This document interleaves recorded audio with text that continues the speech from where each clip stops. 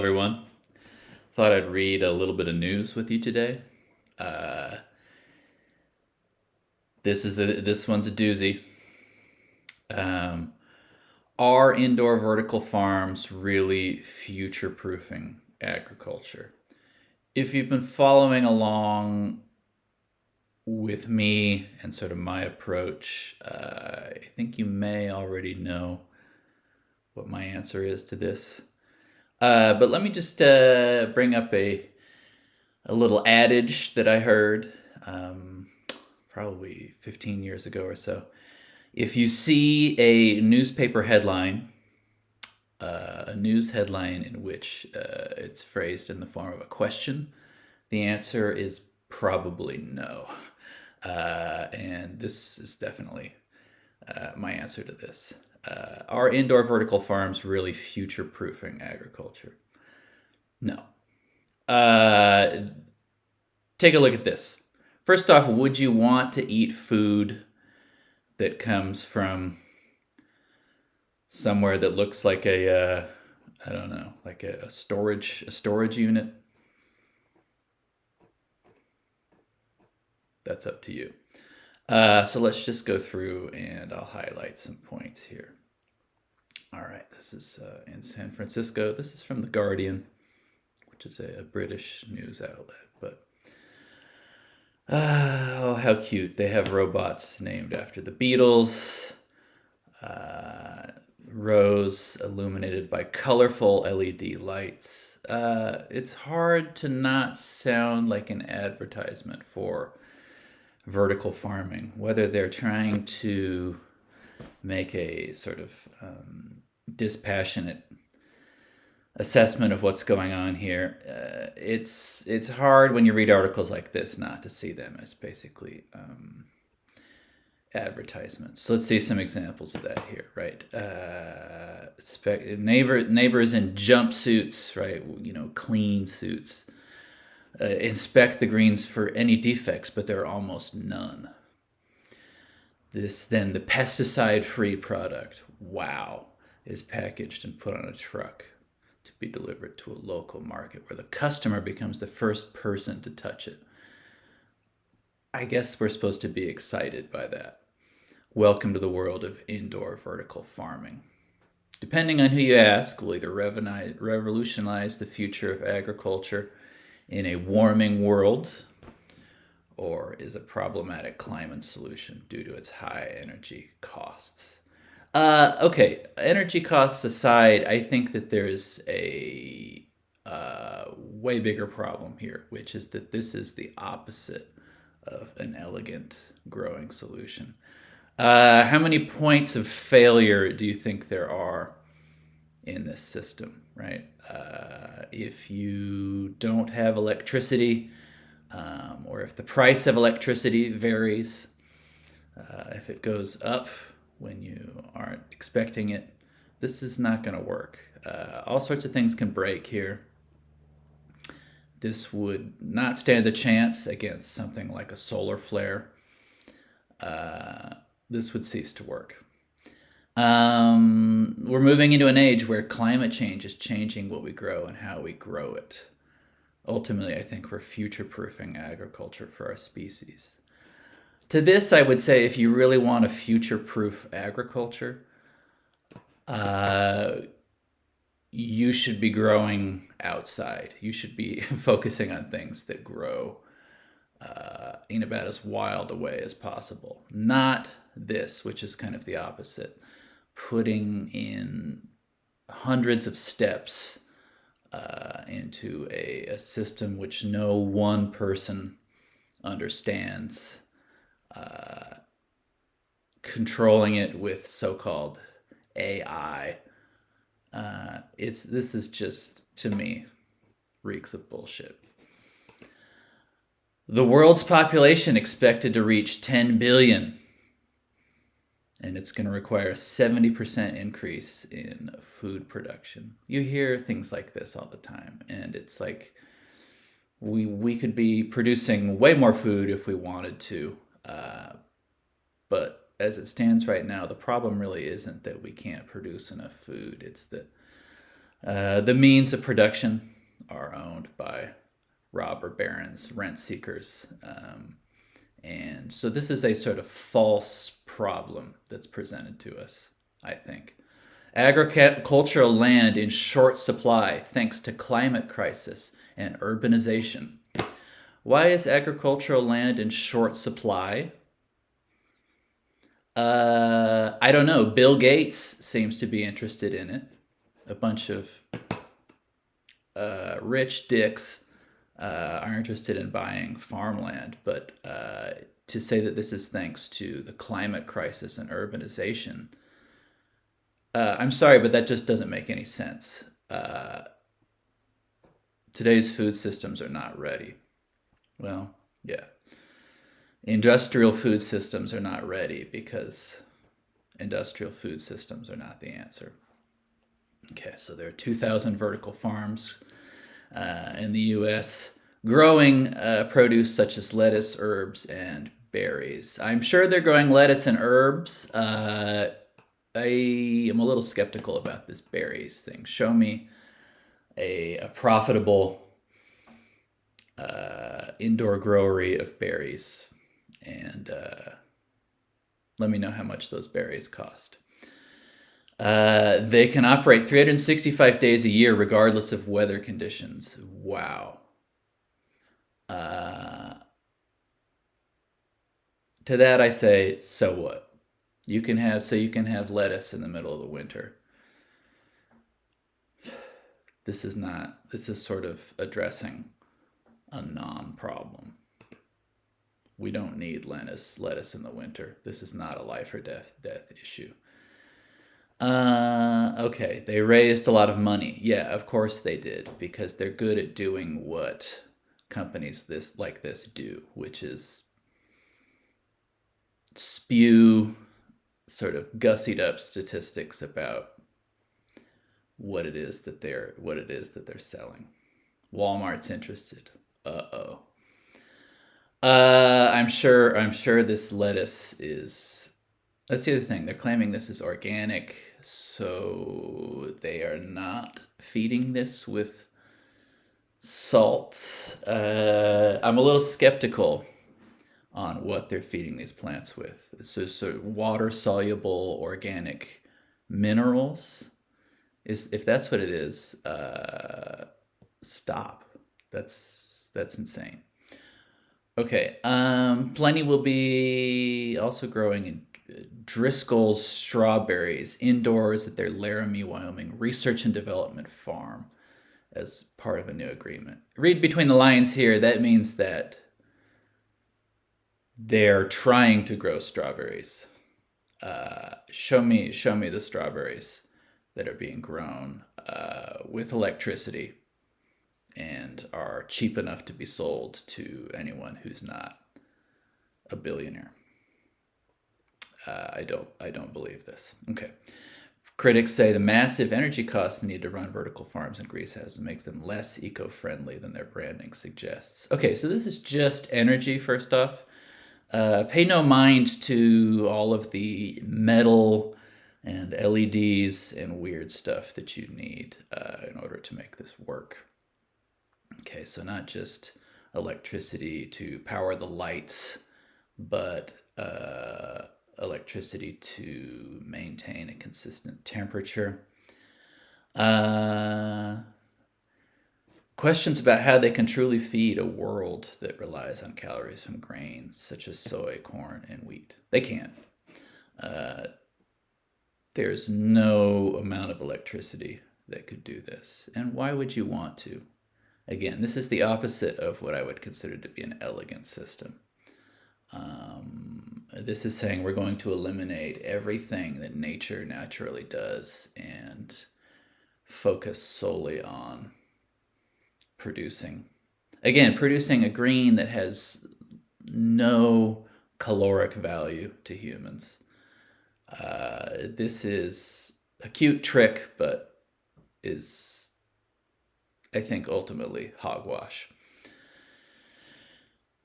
Designed to produce yields hundreds of times larger than traditional outdoor farming. By what standard?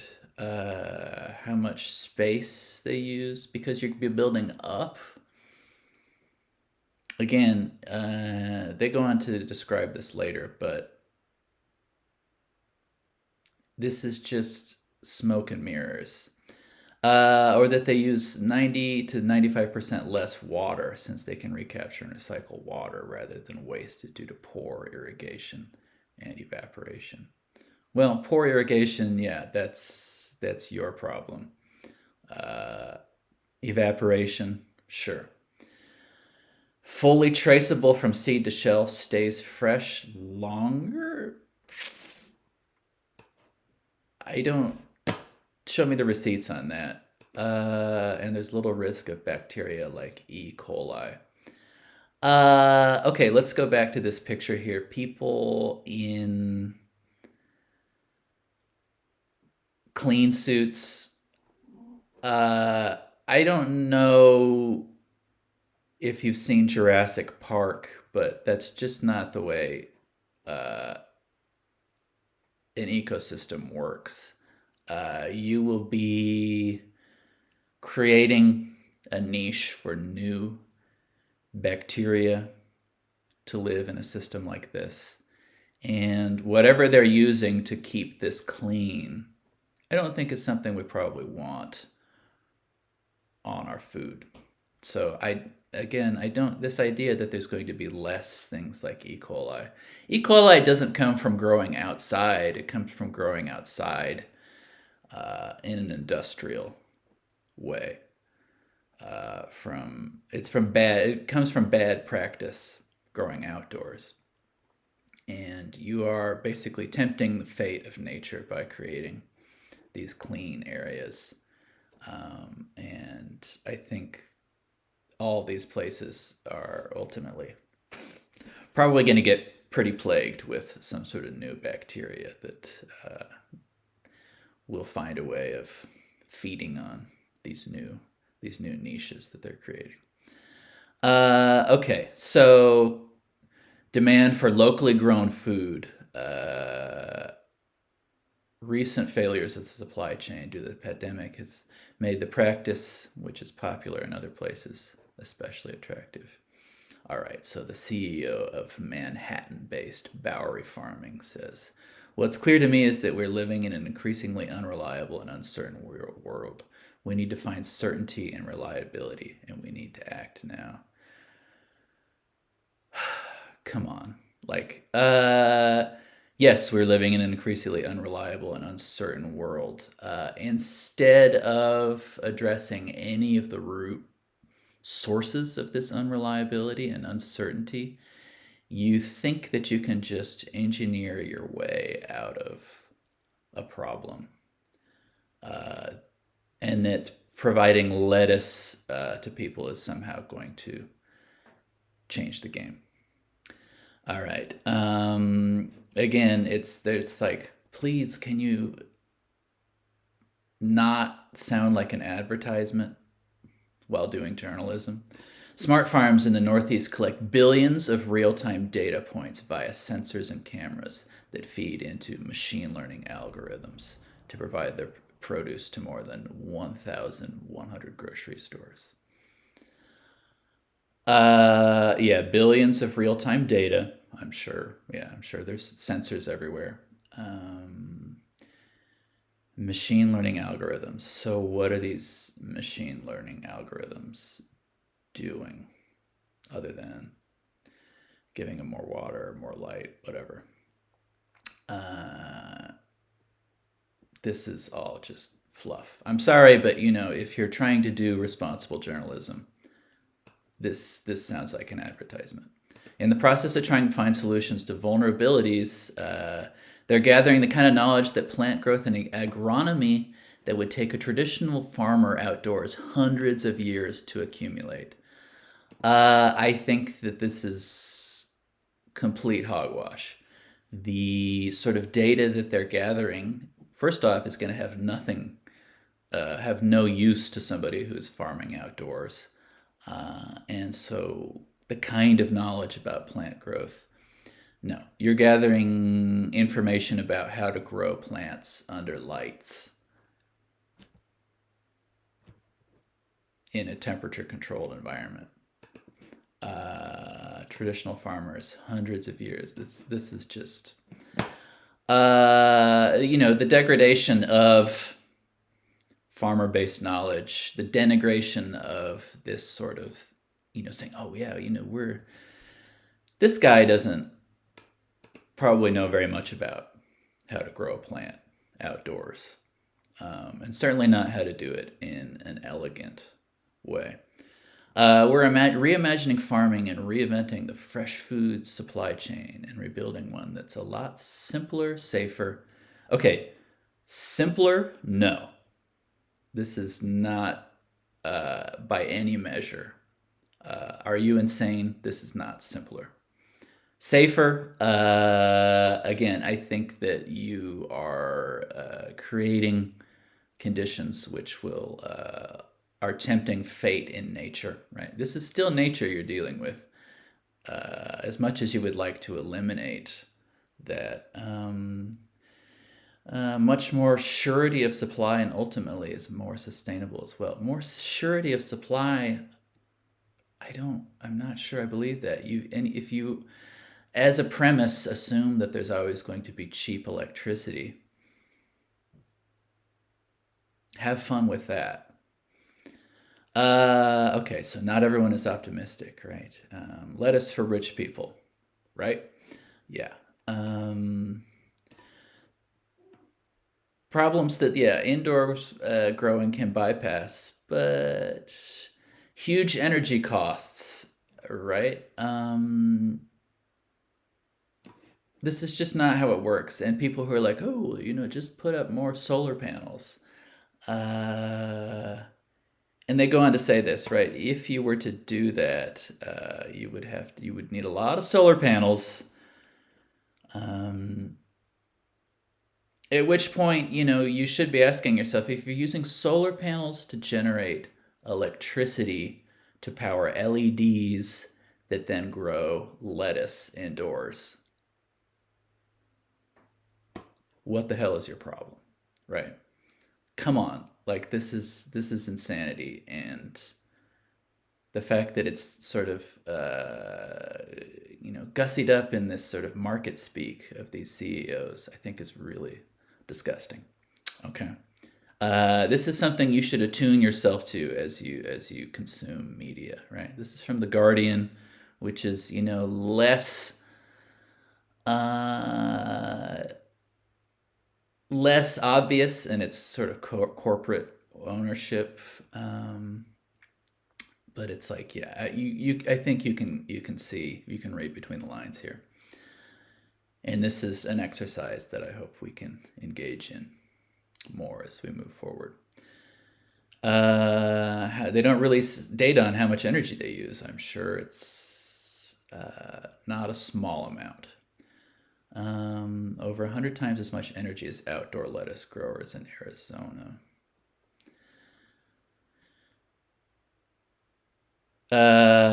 So while vertical farming is energy intensive in its current form, so is traditional outdoor farming. Yes. They both kind of suck. Yeah. And this is a problem of our, overall system. Right. And I don't think that this industrialization, although it looks cool, and I hear people ask me about this kind of stuff all the time, like what about hydroponics, what about aquaponics, what about this this clever mechanized hack. And it's like, if there's a motor, if there's if you need electricity to do it, that's not for me. This is not the way forward. If you need external energy to heat a greenhouse, again, I think that's a point of failure that I don't choose to accept in my system. Okay. All right. Dutch greenhouses had to go darker scale back because it's too expensive to heat them and to put artificial light. Right. So if you have a greenhouse and you're using artificial light, So the greenhouses have been around since the 1970s, but the real jump was when LED lights became efficient and cheap to make. New energy sources will come online, will they? I wouldn't hold my breath. Um, wouldn't hold my breath yet. Show me where it's happening. All right. Let's see. What else? Here, yeah. So here's the statistic I was alluding to earlier. If you put a vertical farm in a skyscraper like the World Trade Center, okay, to grow lettuce and wanted to power it with renewable energy like solar, you would need to bulldoze the rest of the island of Manhattan to make room for panels to generate enough power just for the lights of that building.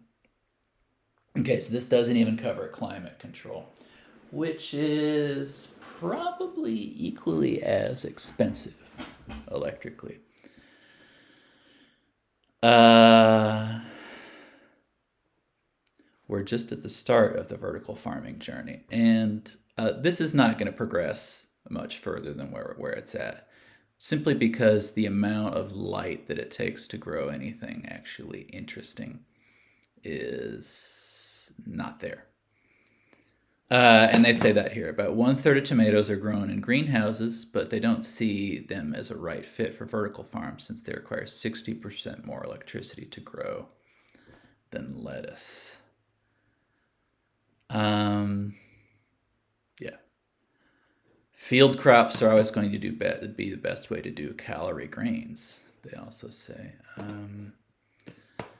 So yeah, this idea that you can grow almost anything indoors is simply not true, right? The economy of scale is never, I don't think, going to be such that you're going to be finding anything other than very simple, low light kinds of food.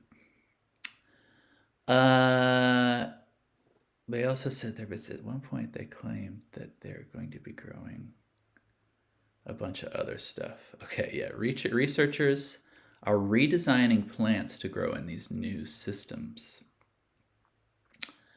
So, stone fruits, mushrooms, eggplants, peppers, and cacao plants may be growing indoors in the near future. May.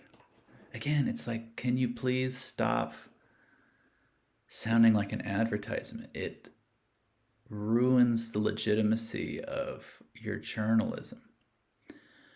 Uh, Stone fruits indoors. Give me a break. No, that's never gonna happen. Mark my words, that will never happen. Mushrooms, sure. Mushrooms hardly require any light. Eggplants, I don't see it. That's on the same scale as tomatoes in terms of how much electricity it takes them to grow. Cacao as well. This grows in full sun. I don't think so.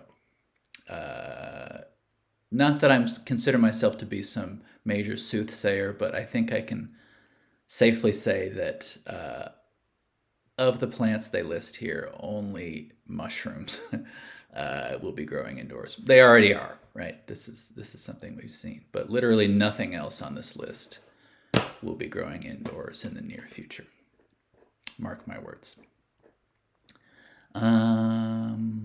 But we're going to be doing both, he says. Circular economy. I don't know what that is. It seems bullshitty, though. Noting that other forms of renewable energy, like anaerobic digestion, can be used to help to power indoor farms. This is true, yeah. Anaerobic digestion can give you methane, which you can burn to create energy. But again, show me a place that's actually doing that. Another solution would be to build vertical farms and greenhouses near decarbonizing industrial hubs. I don't like these three words together.